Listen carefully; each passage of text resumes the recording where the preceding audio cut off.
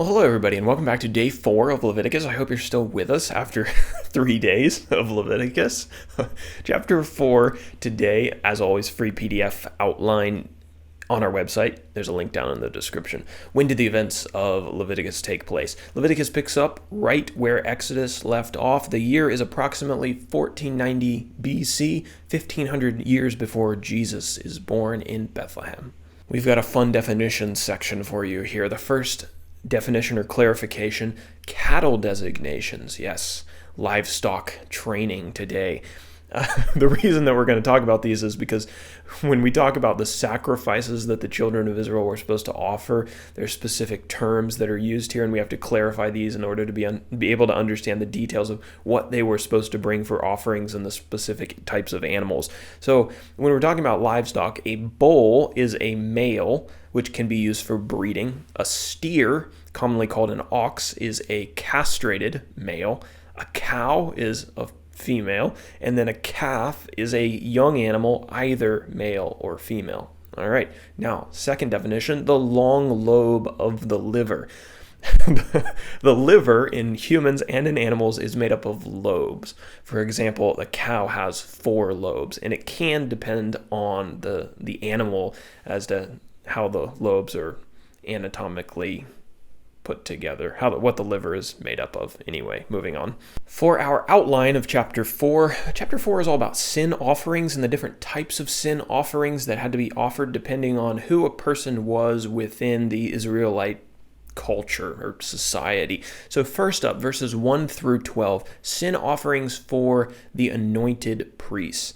If one of the anointed priests who served in the tabernacle sinned, he was supposed to bring a bull without blemish as an offering to the tabernacle. He was to lay his hand on the head of the bull before killing it. The priest was to take some of the bull's blood and to sprinkle it 7 times in front of the veil that separated the most holy place from the holy place. Some of the blood was then to be placed on the horns of the altar of incense.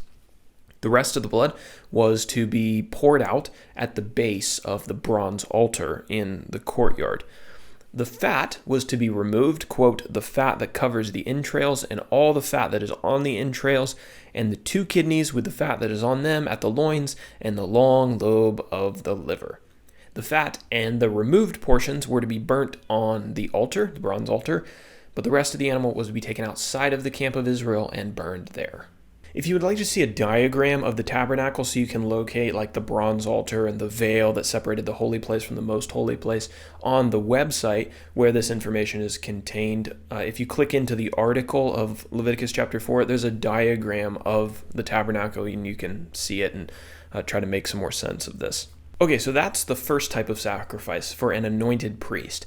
But what about the second one? Verses 13 through 21 describe this, sin offerings for the congregation of Israel. So if somehow the whole nation of Israel sinned and they later realized that they were guilty, they were to bring a bull to the entrance of the tabernacle. The elders of Israel were supposed to put their hands on the head of the bull before killing it, and then the bull and its blood were to be sacrificed in the same way prescribed for the sin offering of an anointed priest, exactly what we just talked about in verses 5 through 12. We won't go through all of that again. Moving on now to verses 22 through 26, they describe the sin offering for a leader of the people of Israel. So if a leader of the Israelites sinned, he was to bring a male goat without blemish to the tabernacle for a sacrifice. Place his hand on the goat's head before it was killed. The priest was to dip his finger in the goat's blood and to put some of it on the horns of the altar. The remaining blood was to be poured out at the base of the altar. And then the goat's fat was supposed to be sacrificed in the same way prescribed for the peace offering in Leviticus chapter 3. All right, and then finally, verses 27 through 35, what if a common Israelite sinned? So if an Israelite citizen sinned, he was to bring either a female goat or a female lamb without blemish to be sacrificed for a sin offering. He was to place his hand on the head of the animal before killing it. The priests were to take some of the animal's blood on their finger and put it on the horns of the bronze altar. The rest of the blood was to be poured out at the base of the altar. There would have been a lot of blood in that dirt. The animal's fat was then to be sacrificed in the same way prescribed for the peace offering in Leviticus chapter 3. So those are our tiers of sacrifices and how they're supposed to be offered based on, who needed atoning for. And now for our application. Jesus' cousin, John the Baptist, as he's referred to in the New Testament, he introduced Jesus as, quote, the Lamb of God. John chapter 1, verse 29. The next day he saw Jesus coming towards him and said, "Behold, the Lamb of God who takes away the sins of the world."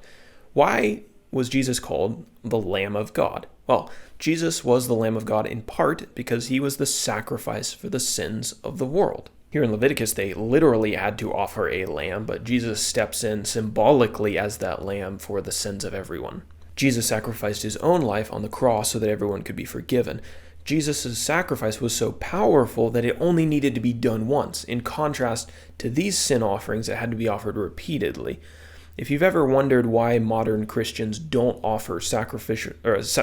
don't sacrifice animals, this is the reason. Because Jesus made the sacrifice once and for all. His blood was powerful enough for it to be one and done, and all the sins of all people throughout time can be forgiven through the power of that sacrifice.